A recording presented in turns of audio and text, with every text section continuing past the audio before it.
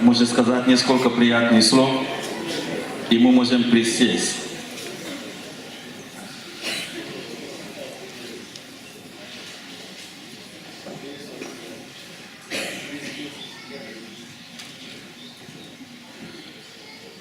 Еще раз добрый вечер. Мы так благодарны Господу за возможность быть здесь, вместе со мной, братья в нашей церкви, брат Иван. И мы на самом деле благословены быть здесь. Нам не пришлось, правда, за кого-то что-то покушать, только за себя поели. Вот, но может быть завтра...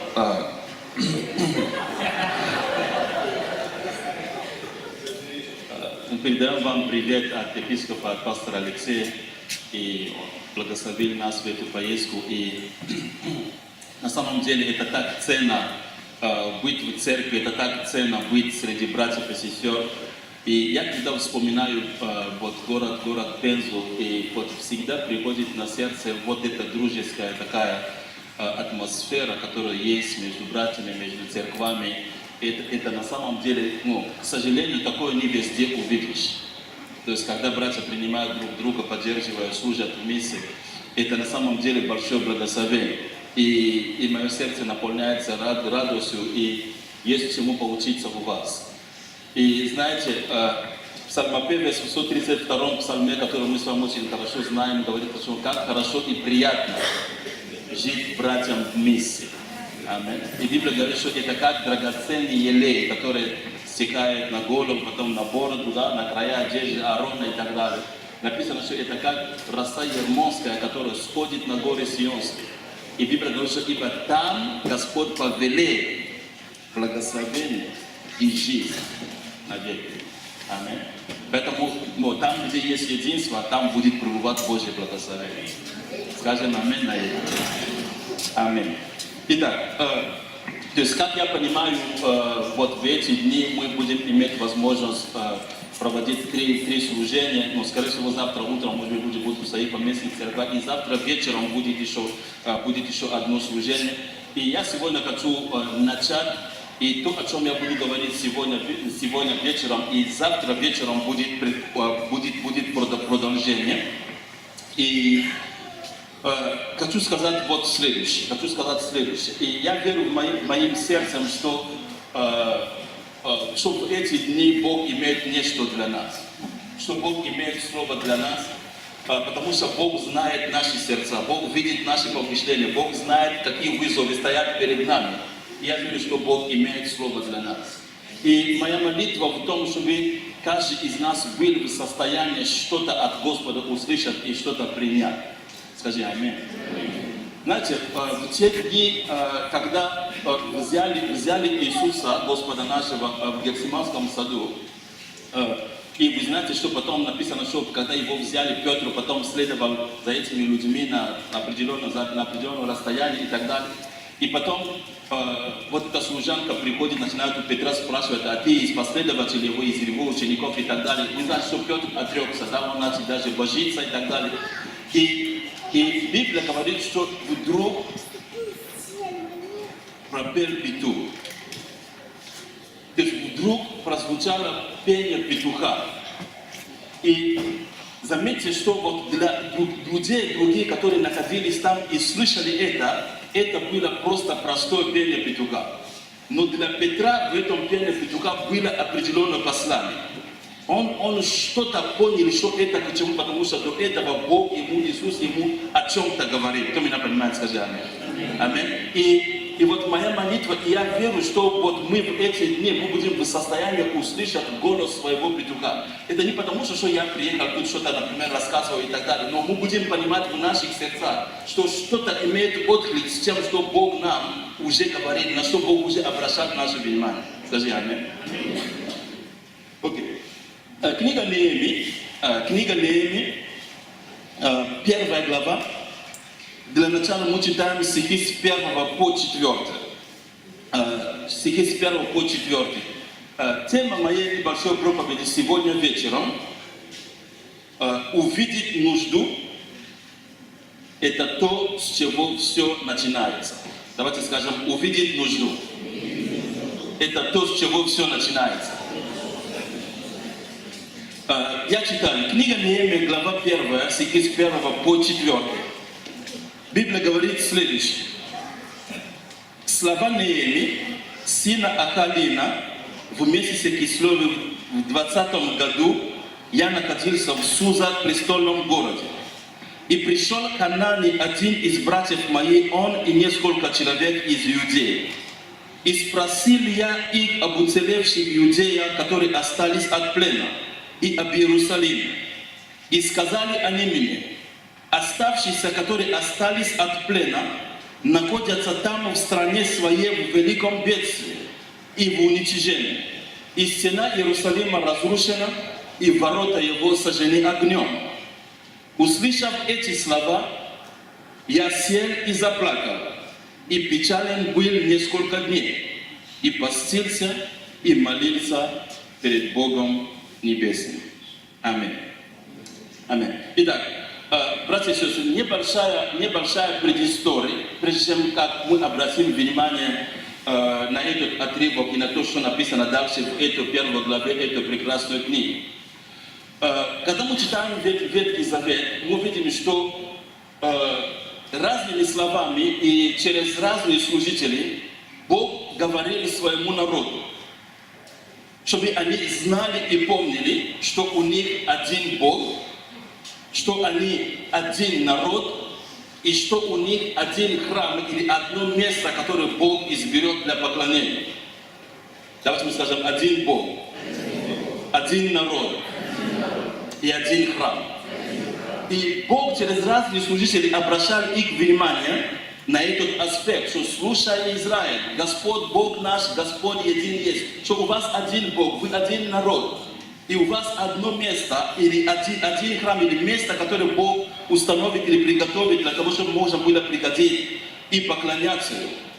Теперь, со временем, не рассказывая разные подробности, со временем они пришли к тому, что они начали поклоняться идолам, они начали поклоняться другим богам. То есть вот этот первый аспект был нарушен. Дальше мы видим, что после Соломона царство разделилось на Северное царство и на Южное царство. 10 колен на севере и 2 колена Юда и Вениамин в Южном царстве. И из-за этого отношения, которое было у них, непослушание Богу, мы знаем, что они попадают в плен. Северное царство попадает в плен в Ассирию, и Южное царство в плен в Вавилон.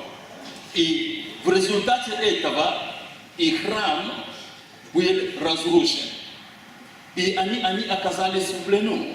И читая Писание, и читая из истории, и мы знаем, что те, которые были на севере, попали в плену ассирийском, они каким-то образом не смогли себя сохранить. Они ассимилировались с другими народами там и так далее. И в итоге образовалась та группа или та народность, которая даже в дни Нового Завета стали называть самарянами. Да? И настолько, что иудеи, те, которые были в Южном царстве, они не хотели даже с ним сообщаться, потому что считали, что они продажные, они вообще не перестали Бога чтить и так далее, и так далее. И когда они находились там в плену, места для общего поклонения нет, и вероятно, что это было, скорее всего, Божье руководство, мудрость от Господа, именно находясь в Вавилонском плену, именно оттуда берет начало служение в синагогах. Когда они пришли к тому, что да, храма нет, мы можем собраться в какие-то здания, читать из Писания, молиться, детей наших учить Слову Божьему и так далее, и так далее. И проходит 70 лет, как Бог обещал через пророков, они начинают возвращаться. Они возвращались 3 потоками, как вы знаете.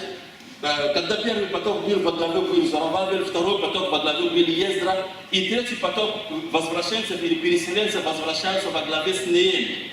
И это примерно 444 год до Рождества Христова, именно те события, о чем мы будем говорить с вами сегодня. Итак, тема нашего небольшого рассуждения — увидеть нужду. Это то, с чего все начинается.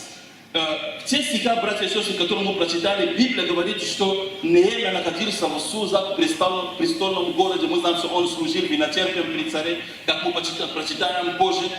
И к нему пришли из братья его, и он задал им вопрос, в каком состоянии находится город, там люди, что с людьми и так далее. И они начинают делиться с ним, они начинают рассказывать ему.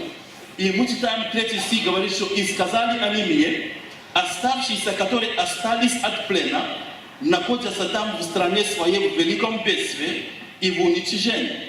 И стена Иерусалима разрушена, и ворота его сожжены огнем».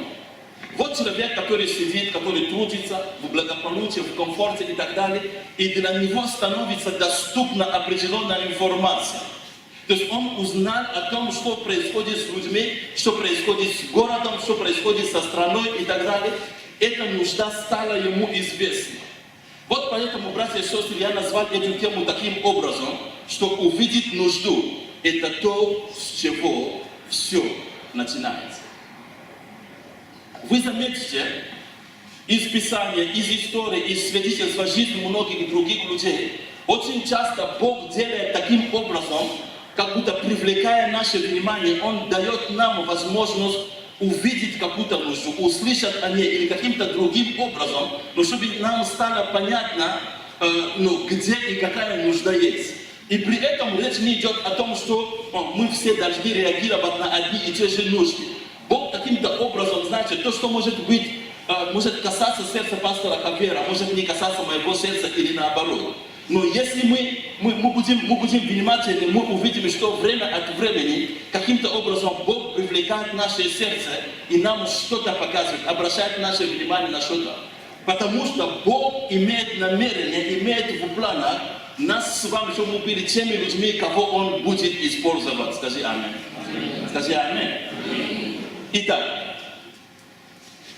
все зачастую начинается именно с этого. Я повторяю, что Бог привлекает наше внимание. Он дает нам возможность что-то увидеть, что-то услышать.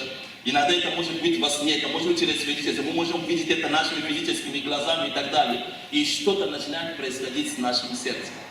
И очень часто, когда Бог обращает наше внимание на какую-то нужду, очень часто эта картина, не такая уже радужная.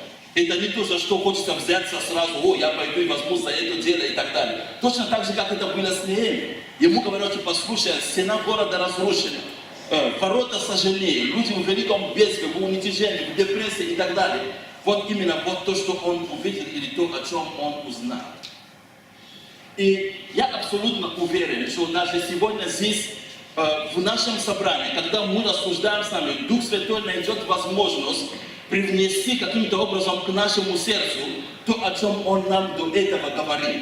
Может быть, даже годы тому назад, может быть, даже какое-то время тому назад, определенные нужды, может быть, внутри церкви, может быть, в городе, где мы живем, может быть, в тех местах, где мы трудимся, но какие-то сигналы были от Бога по отношению для нашего сердца, и Бог именно имел намерение, чтобы мы могли на это каким-то образом отреагировать. Итак, очень часто, я повторяю, что это не привлекательная картина, это не то, что мы говорим, ура, там я что-то заметил, там хочу за это взяться. А наоборот, очень часто это картина, которая может быть нам может быть даже страшно. Это увидеть, это услышать.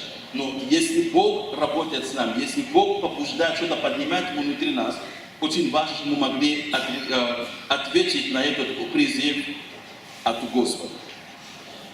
Теперь, смотрите, Библия говорит, например, в Евангелии от Матфея, в 9 главе 36 стиха, и много раз в Евангелии мы читаем нечто подобное, что Иисус увидел толпы народа и сжалился над ними. И Он увидел, что они как овцы, не имеющих пастыря.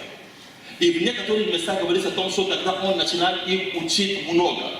В этом месте Он говорит о том, что Он говорит своим ученикам, что нужно что-то сделать. Молите Господина жатвы, чтобы Он мог выслать делатели свои на жатву свою. То есть и даже Иисус, он был в состоянии видеть какую-то нужду и каким-то образом отвечать на нее. И из книги «Деяния апостолов», например, мы знаем, что апостол Павел вместе с Силой и другие ребята, которые были вместе с ними во время второго миссионерского путешествия, написано, что когда они, Дух Святой не допускал их идти в определенные места и так далее, и написано, что Павел, он увидел ночью во сне, он увидел видение. То есть муж македонянин пришел к нему и говорил такие слова: придите в Македонию и помогите нам. Придите и помогите нам. Значит, он мог сказать, что ну, это просто какой-то сон, мало ли там, что бывает там и так далее. Но много зависело от того, как он откликнулся на это. Он и другие люди, которые были вместе с ним. Скажи аминь. И возникает вопрос, братья и сестры, что сегодня мы видим вокруг себя? На что Бог обращает наше внимание внутри церкви? На что Бог обращает наше внимание за пределами этих стен? Какой зов или какой призыв мы чувствуем в наших сердцах, когда мы просто ходим по этому городу, когда мы общаемся с людьми, когда мы смотрим на то, что происходит, когда мы смотрим на различные категории людей там и так далее. Что поднимается внутри нас? Что Бог совершает внутри нас? Я помню, много лет тому назад я должен был уехать надолго, примерно на месяц, уехать в Африку. И я попросил одного из братьев, который был в домашней группе, вот пастор Артур, его знает Денис, и предложил ему за время моего отсутствия, чтобы он мог жить в той квартире, которую я снимал тогда. И он согласился, я уехал, я ему оставил ключи. И эта квартира оказалась, что вот окна, они открывались со стороны общежития, где жили студенты иностранные. И на протяжении месяца, пока он жил там, и он открывал окна, и он что-то видел. Он видел эти студенты, которые там ходили, там по ночам иногда там непонятно чем занимались там и так далее. И каким-то образом Бог начал его к чему-то, что-то поднимать внутри него. То есть для него стало понятно, что Бог его к чему-то призывает, что нужно что-то предпринять, нужно что-то сделать. Но чтобы сделать длинную историю короткую, значит, в итоге, через то, что этот молодой человек, он принял вот этот, откликнулся на то, что Бог показывал ему, на что Бог обращал его внимание, через молитву и так далее, через время родилось служение для иностранных студентов, которые до сих пор существует. Хотя он уехал из страны уже давно, но это служение существует и многие годы, приносит очень хорошие плоды. Скажи аминь. Но с чего началось? Это началось с того, что он что-то был в состоянии увидеть и откликнуться на это. Неемия, ему стало известно, другими словами, что он заметил, узнал или услышал об этой нужде. И поэтому увидеть, заметить нужду, услышать о ней, это то, с чего зачастую Бог начинает с нами работать. Заметьте, что это, если можно так сказать, принцип не только в аспекте служения, значит, даже в бизнесе, если вы занимаетесь или хотите заниматься делами и так далее, очень часто это будет так, что Бог обратит ваше внимание на нужду. Мы хотели бы, чтобы Бог нам показал деньги, а Бог будет нам нужду показывать. Если мы сумеем реагировать на это, потом будут и деньги, потом будет и дело и так далее. Скажи аминь. Поэтому нужда. Следующий момент в 4 стихе. Очень важно, как мы реагируем на то, на что Бог обращает наше внимание. Потому что увидеть нужду, узнать о ней, услышать о ней – это одно, но важно, как мы на это реагируем. И здесь говорится, в 4 стихе, написано, что Неемия, услышав эти слова, я сел и заплакал, и печален был несколько дней, и постился, и молился перед Богом Небесным. Другими словами, Неемия, он не остался равнодушным.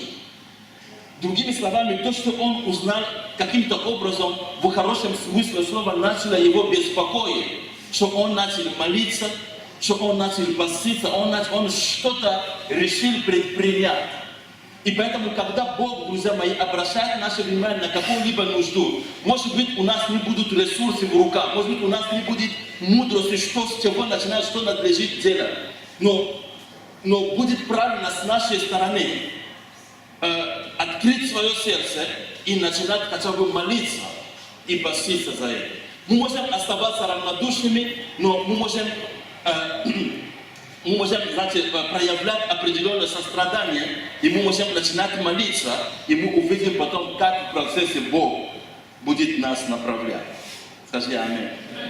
Неемия, он начал молиться, он начал поститься, плакать перед Господом. И каким-то образом, можно сказать, как будто вот эта нужда, это стало как будто непосредственно его собственной нуждой. То есть, как мы увидим дальше в этой книге, в этой главе последующей, он смог отождествить себя с теми людьми, которые были так далеко от него. И он начал молиться, он начал искать Господа.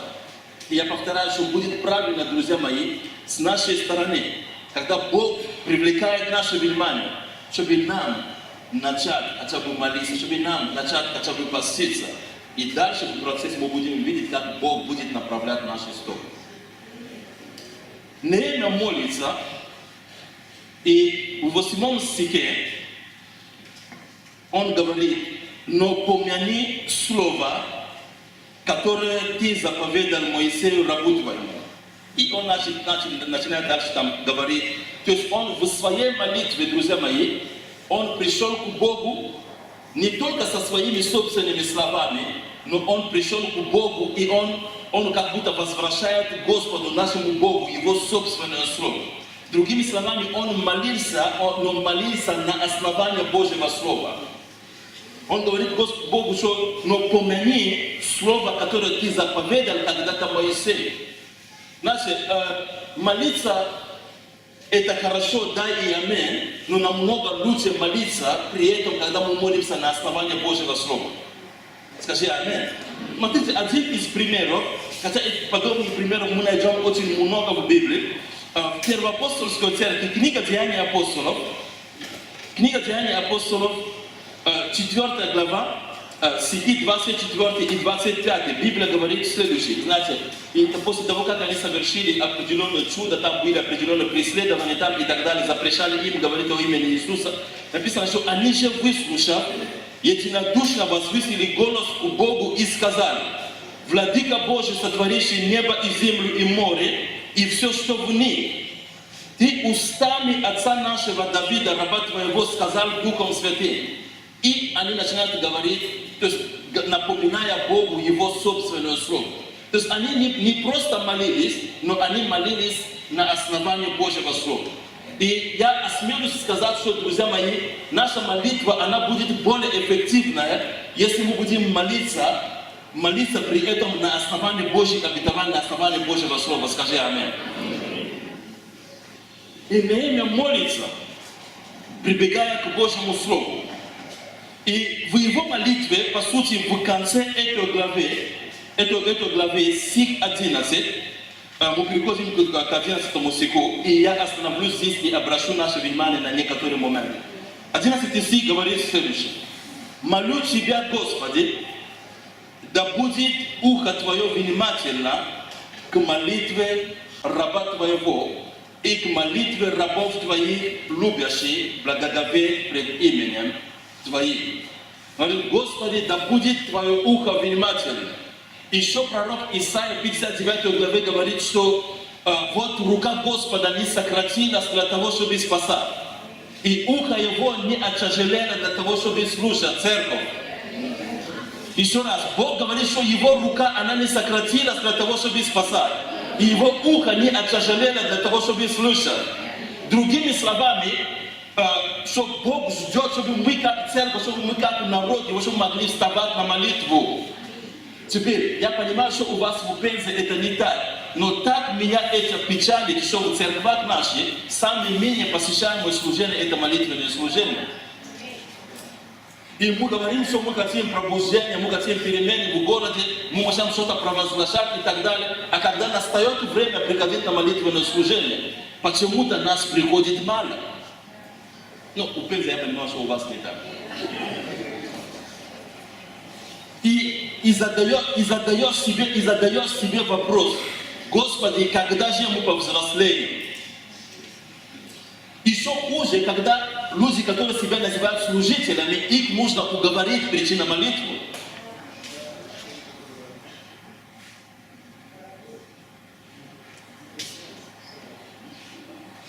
Братья и сестры, его рука не сократилась для того, чтобы спасать.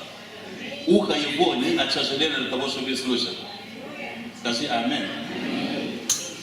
Друзья мои, если мы хотим перемены в церквах наших, в домах наших, в семьях наших, в служении нашем, в городе нашем, в области, нам нужно встать на молитву. Я на прошлой неделе имел такую честь и благословение. Мы были в Берлине на общероссийской конференции, может быть, кто-то видел там в интернете, в соцсетях там и так далее. И туда приезжал преемник пастора Юнга Чо. То есть Юнга Чо уже 9 лет как передал церковь вот этому пастору, его зовут Кун Ли. 9 лет как он старший пастор этой самой большой церкви в мире. И там была одна сессия, начальствующий епископ Эдуард Добренко устроил такую одну сессию, когда как пастора служили, могли ему вопросы задавать. И люди задавали разные вопросы, там, разные аспекты жизни и так далее. Вы знаете, все его ответы, он сводили все к одному. Если вы будете молиться, церковь будет расти, будет пробуждение, все будет меняться. То есть люди ожидали, что он будет говорить какие-то вещи там и так далее. Он говорит, что я вам могу говорить, засвидетельствовать, я 53 года как уже служитель, проповедник там и так далее. Если вы хотите видеть реальные перемены, вот встаньте на молитву. И все это скажут. Не молится. Я говорю, Господи, да будет твое ухо внимательным. И дальше, из этого стиха хочу обратить наше внимание вот на 3 таких момента. Он говорит о том, что ухо твое да будет внимательно к молитве рабов твоих, любящих, благоговеть пред именем твоим. Давайте скажем благоговеть. Еще раз давайте скажем благоговеть. Он говорит, что Господи, услышь молитвы тех людей, которые любят благоговеть перед Твоим именем. Я задаю себе вопрос, Господи, а люблю ли я благоговеть пред Твоим именем? Любит ли Твоя церковь благоговеть пред Твоим именем? И сегодня в гостинице, когда я немного проводил время, немного размышлял и так далее, и одна из мыслей, которая мне пришла, что если бы мы как пастора, как служители, мы учили церковь благоговеть перед Богом, мы бы не имели так много разводов в церквах наших сегодня, к сожалению. Благоговеть перед Его именем. Книга пророка Малахи, 4 глава, 2 стих. Библия говорит о том, что «А для вас, благоговеющие пред именем Моим, взойдет солнце правды». И что? И исцеление в лучах Его. И вы увидите и взыграете, как тельцы упитанные. Есть большое благо, есть большое благословение, друзья мои, братья и сестры, в том, чтобы благоговеть пред именем Господа. Пророк говорит, что для вас, те, кто благоговеет перед Моим именем, солнце правды взойдет, и в его лучах будет исцеление для вас. Я вас не слышу?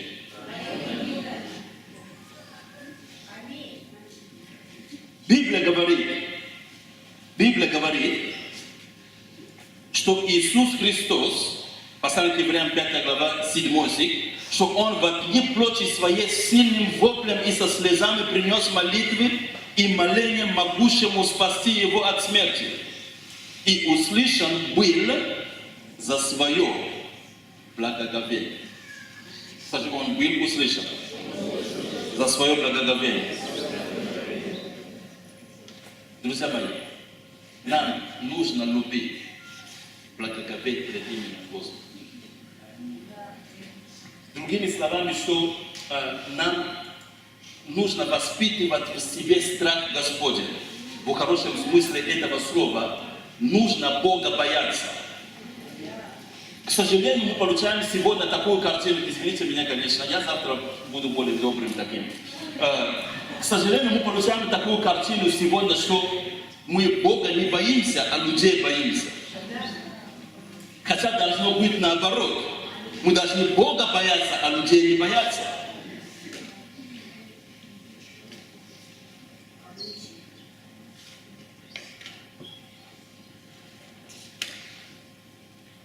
Послание к Евреям 1 глава 9 стих Библия говорит, говоря об Иисусе Христе, который Он преподносит Его как пример для нас. Написано, что ты возлюбил правду и возненавидел беззаконие. Посему и помазал тебя Господь Бог твой, елей радость и боли соучастников твоих. Нам, друзья мои, нужно возлюбить правду или Его праведность. И нужно возненавидеть всякую беззаконие.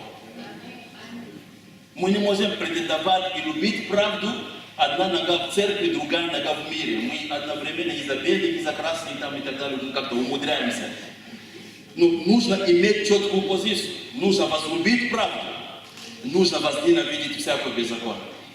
И тогда Божье помазание будет возрастать в нашей с вами жизни. Скажи аминь. Любить благоговение пред именем Господа. Смотрите, Экклесиаст 8 глава. Пожалуйста. Экклесиаст 8 глава. Стих 12. Библия говорит следующее. Хотя грешник 100 раз делает зло и коснеет в нем, но я знаю, что благо будет боящимся Бога, который благоговеет пред лицом Его. Скажи, я знаю, что благо будет боящимся Бога, который благоговеет пред лицом Его. Но положа руку на сердце, я хочу, чтобы мне было благо. И Божье Слово утверждает, да, есть люди, которые грешат там и так далее, там, с каждым днем еще хуже и хуже. Но Библия говорит, что будет благо тем, кто боится Господа, и тем, кто благоговеет пред Его лицом. И все это скажут. И Неемия в своей молитве, он говорит, Господи, услышь, да будет Твое ухо внимательно в молитве рабов Твоих, любящих благоговеет пред Твоим именем. Второй момент в этом стихе, дальше он говорит, и благопоспеши рабу Твоему теперь. Вот это слово благопоспеши буквально означает, Неемия может говорить, Господи, дай рабу Твоему успех. То есть буквально другие переводы так и говорят. Дай рабу Твоему успех. Но иногда мы с вами можем становиться, как бы мне подобрать правильное слово, но позвольте сказать, что Бог не против успеха. Бог за то, чтобы мы могли с вами успевать. Скажи аминь. Знаменитый первый псалом, который мы все с вами читаем, блажен муж, который не ходит, не сидит, не стоит.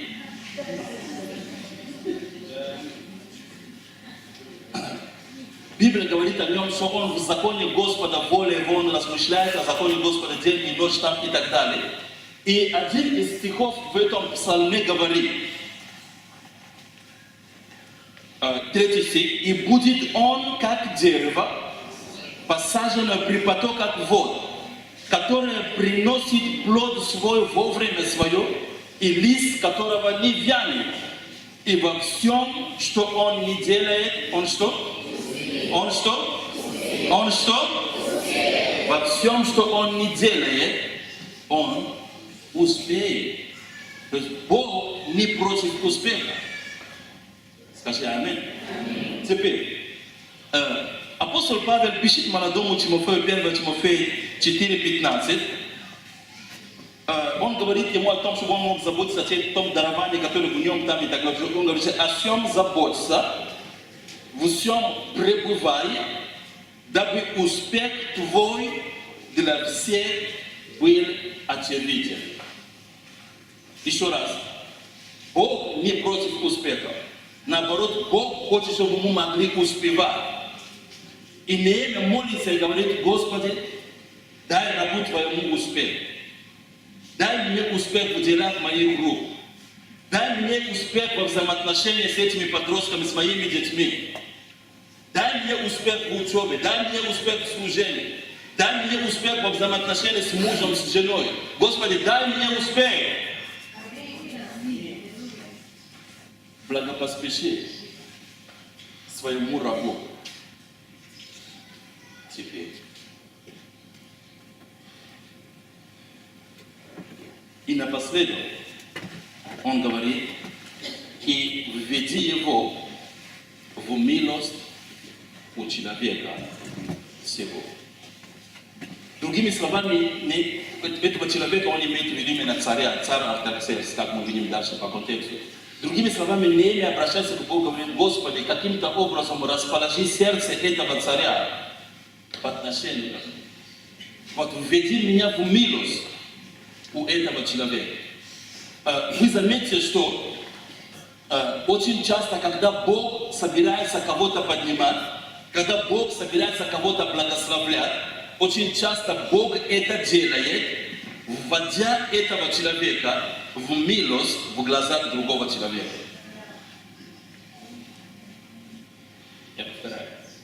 Что очень часто, когда Бог хочет кого-то возвысить, кого-то благословлять, когда Бог хочет кого-то поднимать, очень часто Бог делает таким образом, что этого человека он вводит в милость, он каким-то образом располагает сердце другого человека по отношению к этому человеку.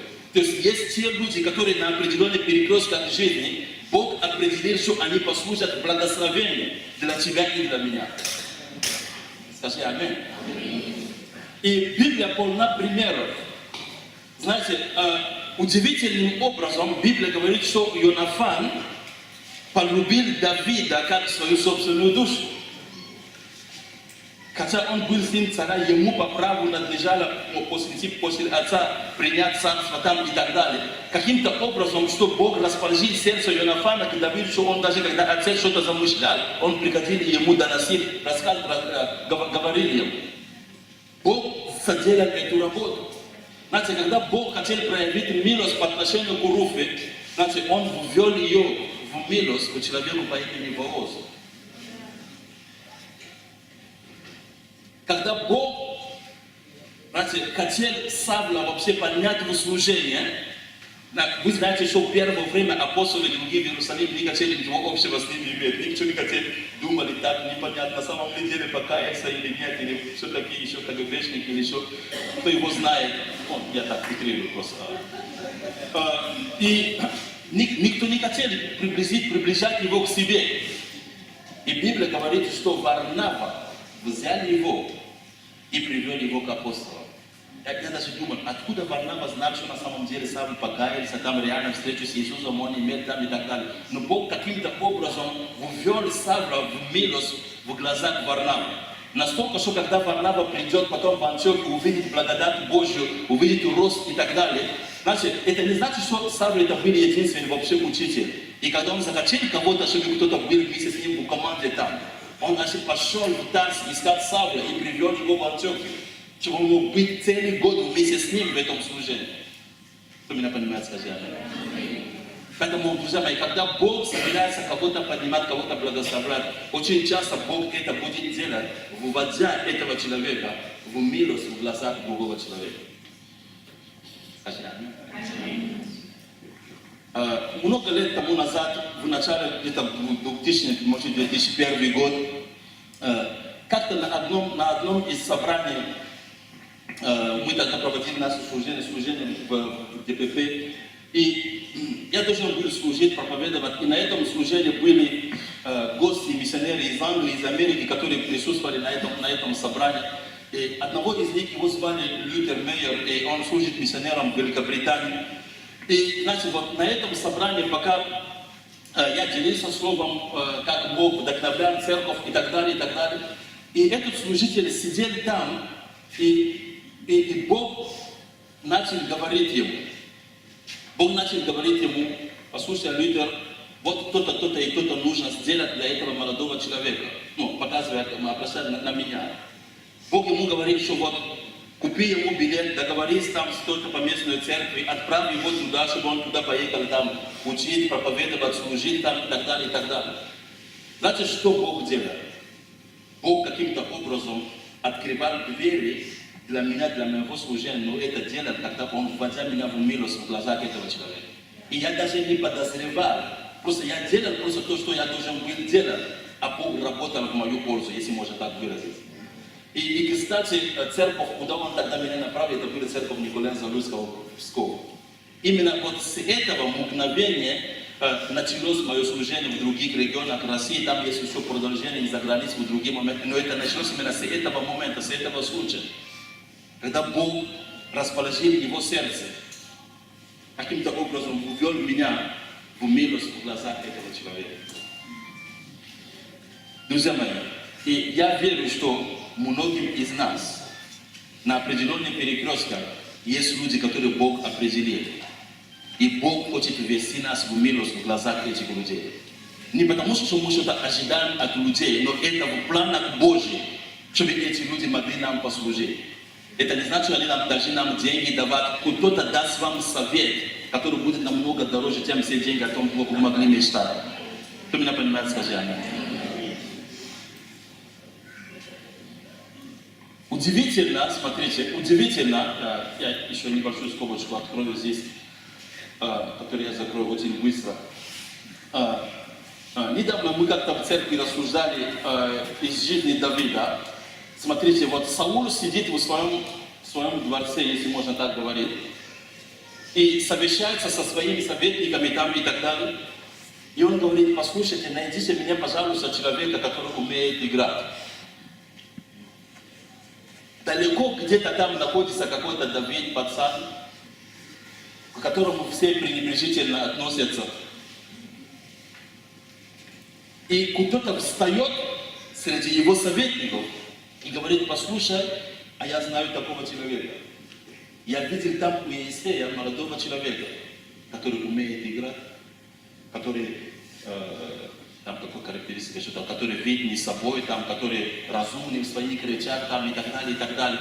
Свидетельство звучит: Бог побудил этого человека рекомендовать Давида даже в его отсутствии. Он даже не предполагает, что он далеко там, где-то на поле с овцами, а Бог уже прокладывает путь для него. Вы меня понимаете, скажи аминь. Введи меня в милость у человека сегодня. И мы должны быть внимательными, знаете, с тем, что Бог делает в нашей жизни, с какими людьми Бог нас сводит. Вот поймите, что вот Бог, например, видел, что Давид станет царем.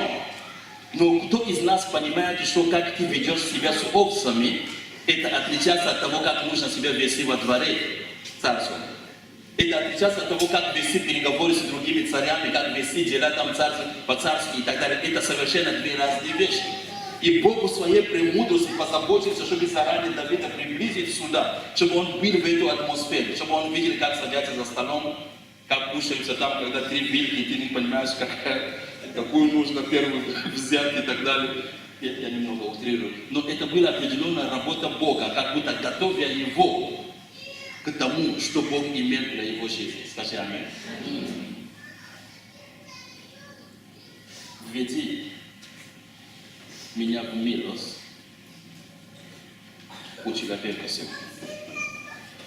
Соответственно, друзья мои, говоря об этом, если мы не будем ценить взаимоотношения, если мы не будем дорожить теми связями, теми людьми, с кем Бог нас сводит тем или иным образом, мы иногда что-то будем упускать. Потому что многие из этих людей, я еще раз говорю, что не мыслите по-плотски, что кто бы мне дал там много денег там и так далее. Речь вообще не о деньгах. Но многие из людей, с кем Бог нас сводит, они имеют определенную миссию, посеять определенную семью в нашей жизни. Подать нам какой-то совет, порекомендовать нам перед кем-то там и так далее. И вот такие простые вещи, они послужат впоследствии очень большим благословением. Скажи аминь. И Неемия, вот в конце этой первой главы, он говорит, что я был виночерпием у царя. То есть он не был бездельником, он был предельным. Если вы хотите, Бог призывает занятых людей. Я повторяю, что Бог призывает занятых людей. Читайте Евангелие, читайте Писание внимательно. Матфея, когда он его позвал, он находился в пределе. Может быть, не очень правильно, но он в пределе находился. Он налоги собирал. Петра и Андрей, когда он позвал их, Марка 1 глава говорит, что они закидывали сети свои. Иоанн и Яков, когда он их позвал, написано, что они подчинивали свои сети. Как будто показывая нам картину, которая иногда может присутствовать внутри церкви, и которую мы должны принять соответствующим образом. Потому что иногда внутри церкви, между нами, служителями, иногда мы можем начинать упрекать друг друга. Потому что есть такие люди, которые больше всего, им больше по сердцу постоянно идти и сети закидывать. Знаете, вот. Они готовы с любым человеком, останавливаться, разговаривать, проповедовать Евангелие и так далее. Но и часто бывает так, что эти люди, они не хорошие победители. Они готовы людей тащить в церковь, а потом что с ними будет, им не интересно. Им не интересно, пусть кто-то другой поработает с ними. А наоборот, есть другие люди, которые думают, но это хорошо, что мы будем закидывать этих людей, привозить, а что толку, если наши сети порваны? Что толку, если у нас нет лидеров домашних групп, кто будет заботиться там и так далее, и так далее. Иногда происходит конфликт между этими двумя категориями, если мы не учитываем, что нам нужны и эти люди, и другие. Значит, у нас в церкви, пастор Александр, другие братья знают, наш брат евангелист Сергей Киселев, я удивляюсь просто с него. Знаете, некоторое время тому назад он приболел, что-то там с легкими у него было, и пошел к врачам, и его положили в больницу. Через день мы приходим посещать его. А у него там уже в палате, все сидят, Библию читают, все уже молятся там. Мы со семьей думаем, Сергей, как так вообще так можно? Ну, то есть ему просто хлебом не корми, он в любом месте, любому человеку готов проповедовать, и тогда у него это получается. Но мы должны ценить, мы должны дорожить и теми, которые закидывают сети постоянно, и те, которые подчинивают эти сети. Аминь. Чтобы плод мог пребывать, скажи аминь. Итак, я возвращаюсь к мысли, прежде чем мы закончим.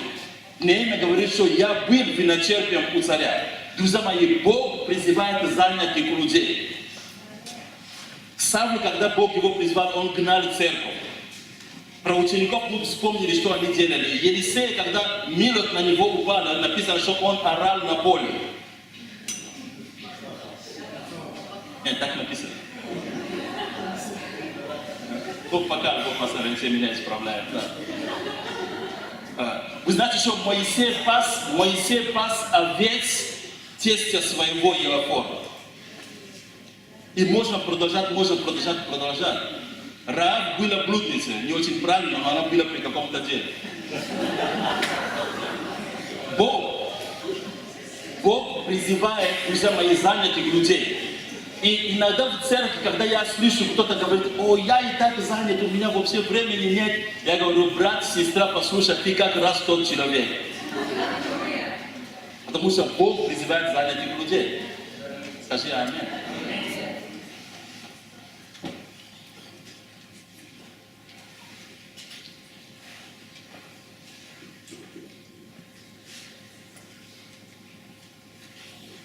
Я был виночерпием у царя. Завтра вечером, братья и сестры, днем у нас будет другая тема немного. Вечером я хотел бы поделиться некоторыми другими мыслями, то, что касается устройства церкви, исходя из этой книги Неемии, и которые, как я вижу, что это действительно очень важно, чтобы нам иметь вот эти вещи в виду. Поэтому не согрешите, если вы завтра вечером придете. Пусть Бог благословит нас. Давайте мы встанем сейчас, мы будем молиться. Пожалуйста, группа прославления, если можно.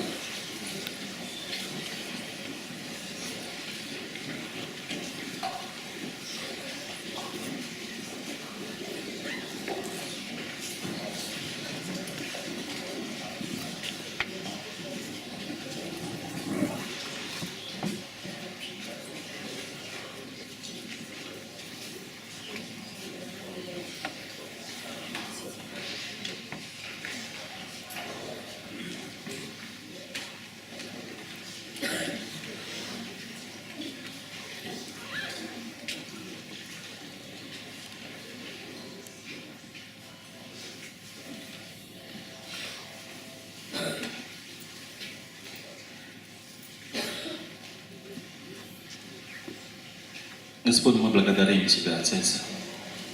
Благодарим, Господь, за Слово Твое. Отец, мы молимся и мы просим, Господи, освети нас, Господь, истиною Твоею, Господь.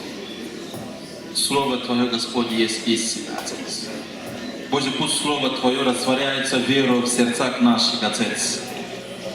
Во имя Иисуса Христа, Господь, наша молитва к Тебе, о Бог. Господи, чтобы Ты помог каждому из нас, Господь. Боже, быть исполнителем Слова Твоего, Отец, а не слушателем забывчивым, Господь, мы нуждаемся в Тебе. Боже, прими нашу благодарность, Господь. Боже, прими наше поклонение, Отец, во имя Иисуса Христа. Наши сердца, Господь, открыты, Господь, для Тебя.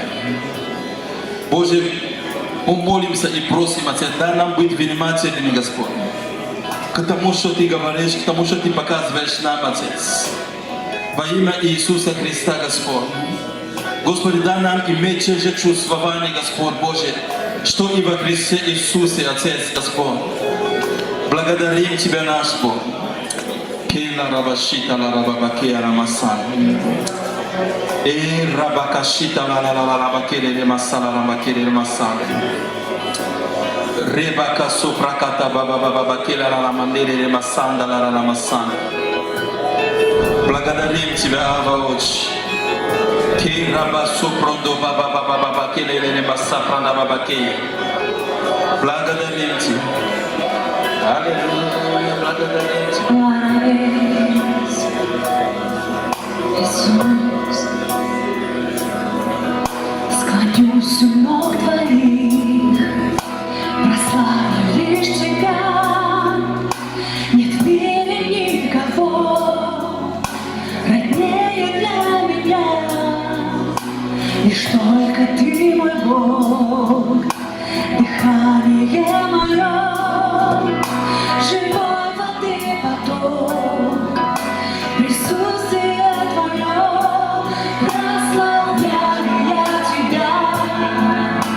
За милость и любовь славлю имя Твое, мой Бог.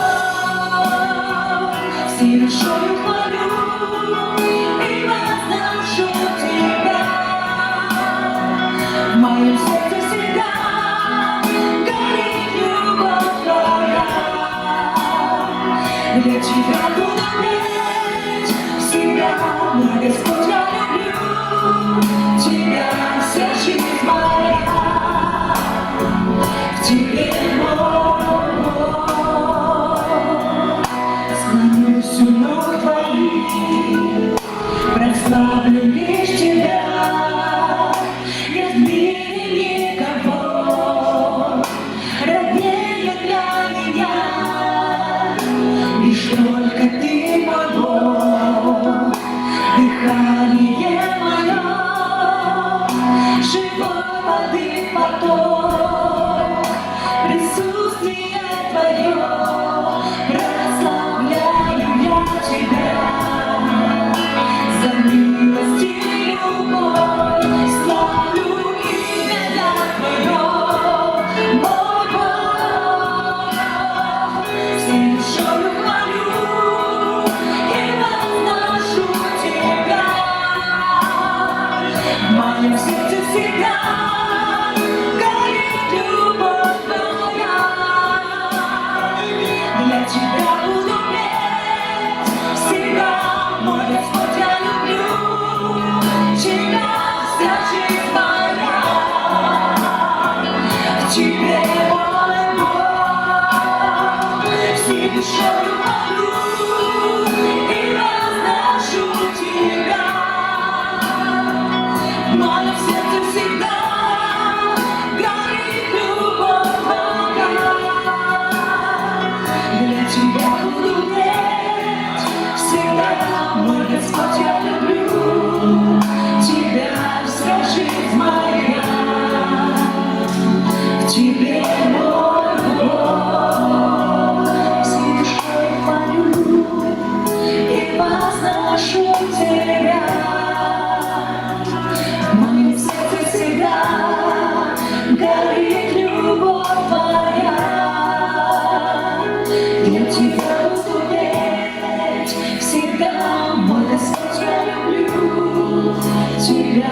вся жизнь моя в тебе, мой Бог.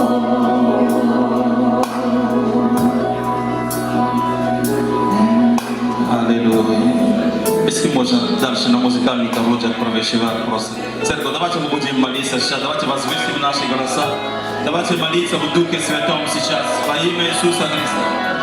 И рабакашита баба-баба-баба-кила ла-ла-ла-ла-масан.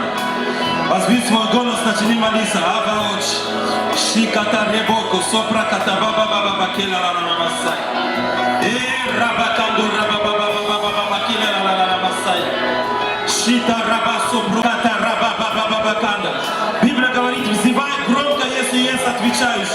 Шиката ребоко, то рабакате баба-бабаки. Рабакато роба-баба-баба-баба-бакая ла-ла-баба-бакия. Ребакото робросото баба-баба-баба-бакия ла-ла-ла-матая. Шита рабосото баба-баба-бакая. Шита рабосо прото баба-баба-бакия. Шита рабосо прото баканде ребакая.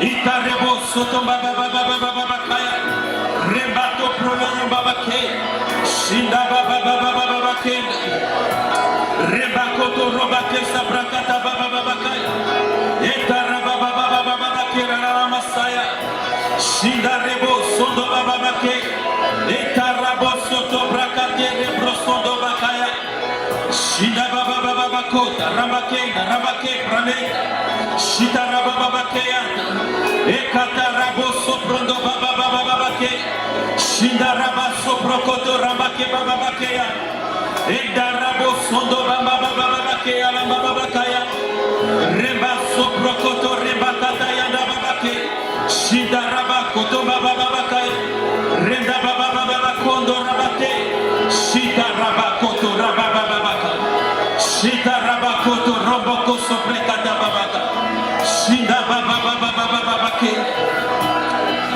rebo shinda baba baba kala la maseya shita raba se preketa baba baba ke la la maseya Blagadalenti. Aleluia. Certo, давайте мы помолимся сейчас. Давайте мы помолимся словами сегодняшнего Писания. Давайте молиться Богу, Господи, соделай наши сердца такими, чтобы мы были, чтобы я был человеком, который любит благоговеть пред Твоим именем, Господь. Господи, пусть страх Господень будет как сокровище для меня, Господь. Во имя Иисуса Христа давайте молиться, Господи, благопоспеши мне. Отец, дай мне успех, Господь. Дай мне успех как отец, дай мне успех как мать, Господь. Дай мне успех как дочь или как сын. Дай мне успех как служитель, как пастор, как лидер домашней группы. Господи, дай мне успех, Господь, в делах рук моих. Во имя Иисуса Христа молимся вместе, Отец, во имя Иисуса, о Бог. Господи, мы так нуждаемся, Господь, в Тебе, Отец. Во имя Иисуса Христа, Духом Твоим Святым, Господи, влеки нас, Господь, влеки нас, Господь. Во имя Иисуса Христа, Господь, научи нас, Господь, благоговеть пред Твоим лицом, Господь. Благослови каждого из нас, Отец, во имя Иисуса Христа. Воистину возлюбить, Господь, Твою правду, Твою праведность, Господь. И возненавидеть всякое зло, всякое беззаконие, Отец. Во имя Иисуса Христа. Господи, во имя Иисуса. Господи, пусть нам будет благо от того, что мы боимся, Господь, Тебя, Господь. От того, что мы благоговеем, Господь, пред Твоим именем, Господь. Во имя Иисуса Христа. И мы молимся, Отец, благопоспеши нам, Господь. В делах рук нашим, в служении нашим, Отец. Благопоспеши нам, Господь, Отец. В бизнесе, в работе, Господь, Отец. Благопоспеши нам, Господь, в воспитании наших детей, Господь. Во имя Иисуса Христа, о Бог. Реба сотоке ремба капера плона мабабака ла масада. Господи, мы нуждаемся, Господь, в Тебе. Во имя Иисуса Христа, Отец, благопоспеши, Господь. Боже, пусть пустыня сделается садом, Господь. Во имя Иисуса Христа, о Бог. Пусть всякая гора понизится, Отец, именем Иисуса. Господи, пусть всякий дом наполнится, Господь. Пусть все кривые пути выровнятся во имя Иисуса. И да узрят, Господь, наши очи Твое спасение, Господь. Во имя Иисуса Христа, Господь, Боже, спасибо Тебе. Отец, мы нуждаемся, Господь, в Тебе. Мы нуждаемся, Господь, в Тебе, Абba, во имя Иисуса Христа. Боже, спасибо Тебе. Боже, спасибо Тебе. Дорогая церковь, напоследок сейчас мы еще одну молитву помолимся.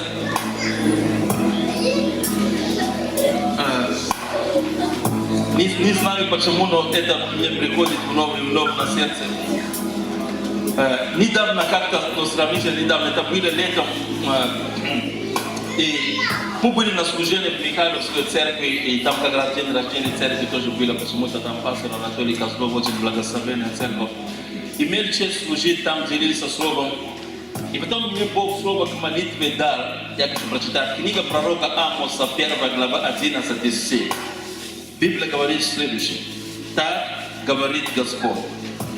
За 3 преступления Едома и за 4 не пощажу. Потому что он преследовал брата своего мечом. Подавил чувство родства. Свирепствовал постоянно во гневе своем. И всегда сохранял ярость свою. И это слово, братья и сестры, к тому, что и в том собрании, я просто чувствую, что и в этом собрании, что есть некоторые из нас, и у нас очень сложные взаимоотношения с нашими родными. Мы буквально подавили чувство родства. И Бог готов послужить нам сегодня здесь, на этом служении. Теперь. И на том собрании я удивился, как много людей. Я не ожидаю, что тут, чтобы толпа людей вышла здесь. Но просто если ты внимательный к тому, что Бог говорит, если это касается тебя, я потом попрошу, мог выйти сюда. И потом после собрания один из братьев свидетельствовал, а он служитель. Он говорит, пастор Симон, ты не представляешь. Он вышел, потом мама его вышла на молитву тогда. Он что, 2 недели. То есть мы с мамой там как-то не поладили, поссорились, тогда мы не разговариваем. А я служитель, мы приходим на собрание, руки поднимаем там и так далее. А внутри мы понимаем, что так быть не должно. Что нужно эти узлы развязать, нужно, чтобы благодать от Бога пришла, чтобы пришло прощение, примирение и так далее. Поэтому без всякого осуждения. Те, кто из нас, кому это слово относится, некоторые из молодежи, у вас такие жесткие взаимоотношения с родителями, просто позвольте Богу просто прикоснуться к вам и послужить вам. Чтобы эти узлы они были развязаны, чтобы пришло действительно мир, чтобы пришло действительно примирение. Поэтому пока звучит еще это песня, если это имеет какое-то отношение к тебе, брат мой или сестра, пожалуйста, давайте мы пройдем, что мы будем молиться.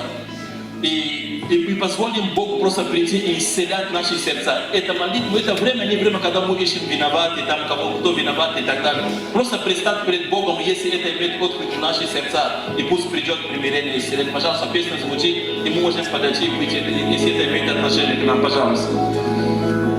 Благодарим Тебя, Отец. Во имя. Склонюсь у ног Твоих, прославлю лишь Тебя, нет в мире никого, присутствие Твое. Склонюсь у ног Твоих, прославлю лишь Тебя, нет в мире никого, роднее для меня, лишь только Ты мой Бог. Дыхание мое, живой воды поток, присутствие Твое, прославляю я Тебя, за милость и любовь, славлю имя Твое, мой Бог, всей душою хвалю и возношу Тебя. В моем сердце всегда горит любовь Твоя. Я Тебя буду петь всегда, мой Господь, я люблю Тебя, вся жизнь моя. К Тебе, мой Бог, всей душою хвалю и возношу Тебя. В моем сердце всегда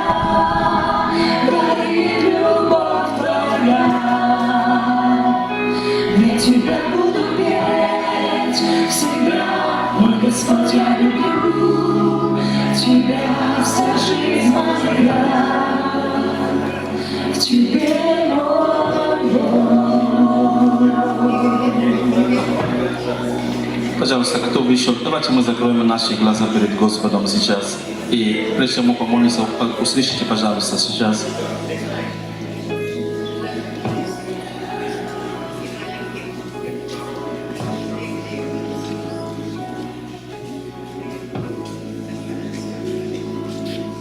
Послание к Ефесянам, 6 глава. Эта глава начинается со слов: «Дети, повинуйтесь своим родителям в Господе, ибо сего требует справедливость». Апостол Павел будет говорить потом, что это первая заповедь с обетованием и так далее.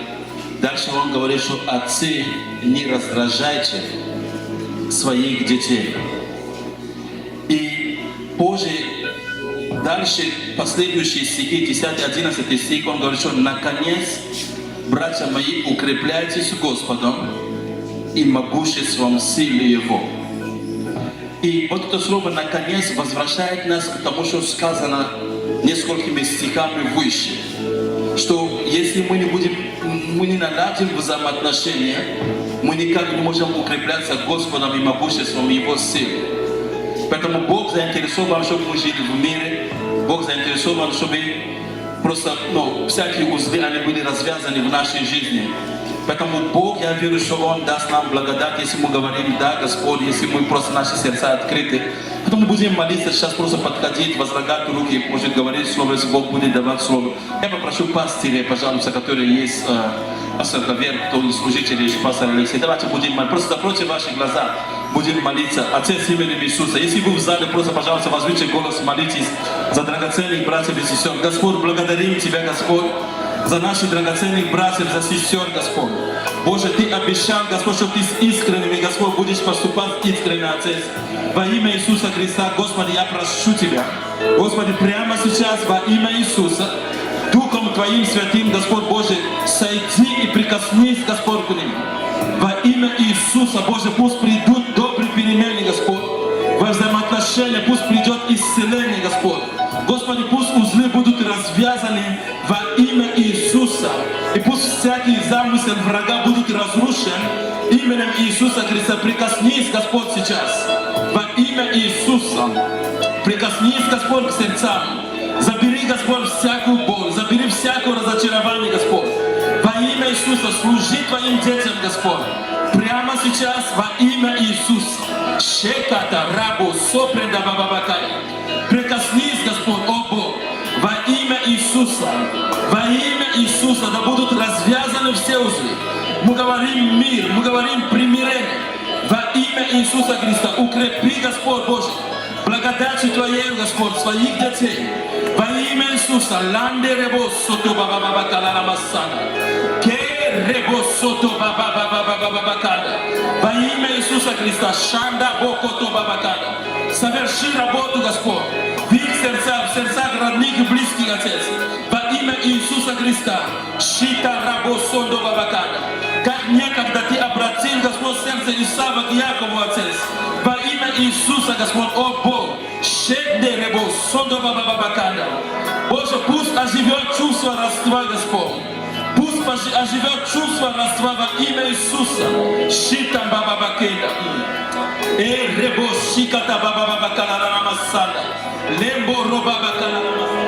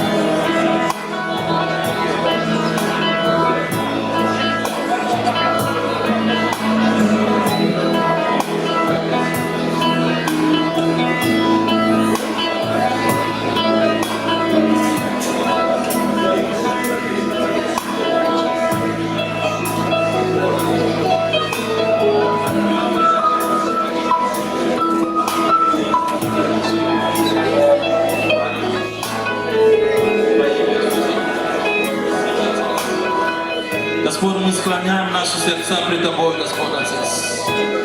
Господь, мы соглашаемся, Господь, на Твой мир, на примирение, Господь Отец, во имя Иисуса Христа.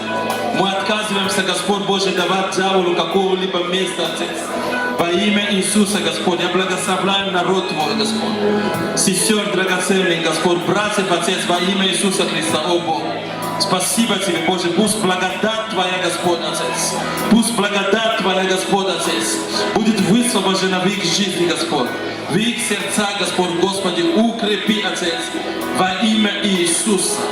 Боже, пусть взаимоотношения будут исцелены и восстановлены именем Иисуса Христа, Господь, спасибо Тебе. О Бог, ремба шаката ребо, сото рабабакела намасай.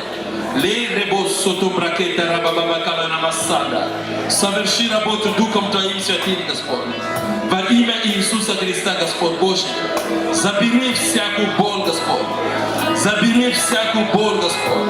Во имя Иисуса Христа. Благодарим Тебя, наш Бог и Царь. Тебе хвала наша, Господь. Тебе слава и честь, Господь. Спасибо Тебе. Наш Бог и Царь, во имя Иисуса. Аминь. Спасибо. Аллилуйя. Спасибо, Господи, спасибо. Аллилуйя. Воздайте зову Господа. Аллилуйя. Аллилуйя. Слава Тебе, Отец. Аллилуйя. О, аллилуйя, аллилуйя. Слава, слава, Господь, мы принимаем Твое Слово. Мы принимаем это благословение Божие, Твои послания, Господи. Пусть утверждается наши сердца во имя Иисуса. Пусть утверждается наши души во имя Иисуса. Пусть изменение приходит во имя Иисуса Христа, Господи. Пусть исцеление будет на Твоей идее. Во имя Иисуса. Свободу во имя Иисуса Христа. Аминь. Аминь. Ну, дорогие, давайте тогда, вы знаете, слово было хорошее. И семя мы получили, и как обычно, и мы это сделаем, давайте поливаем вот эту землю, давайте поливаем вот это слово, имею в виду, давайте соберем пожертвования, и целиком вот это пожертвование пойдет, что и благословит служитель, который принес нас это слово, я это хотел дать возможность для того, чтобы вы могли тоже быть участники на это благословение, которое мы будем благословить. Поэтому сколько вы на сердце чувствуете, сколько вы и даете. Мы по-любому будем его благословить хорошо. Поэтому, если у вас есть желание, чтобы вы могли это желание исполнить, будете благословлены. Вот там идет ведро, да? Это вы можете вложить это ведро и целиком будет для его. Хорошо? А после этого тогда уже помолимся.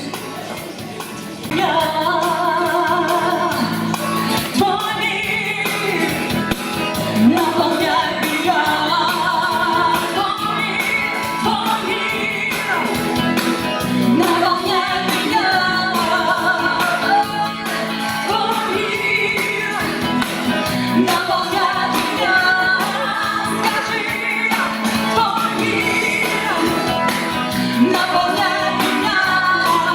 мой,